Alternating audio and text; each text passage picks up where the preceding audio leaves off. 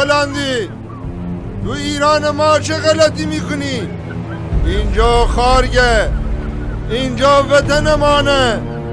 تا ما اینجنیم اجازه نمیدیم غارت کنی. تو کی هستی که جرأت میکنی با ما اینجوری صحبت کنی؟ ما میر محنه بندر ریگی هستم. جمع کنین به ذاتتونه.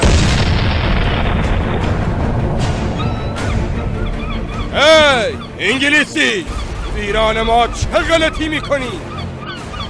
اینجا دلواره، ما اجازه نمیدیم زور بگید و غارتمون کنید. اصلا شما کی هستید که جرأت دارید با ما اینجوری حرف بزنید؟ ما رئیس علی دلواری هستم. از اینجا گورتون رو گم کنین، برین بیرون.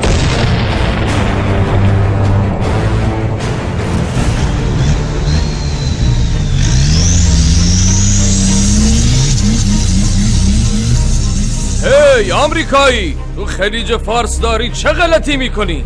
باگر اینجا ایرانه، اجازه نمیدیم اجنبی به آب و خاکمون نگاه چپ بندازه. شما کی هستید که اینجوری با ما حرف میزنید؟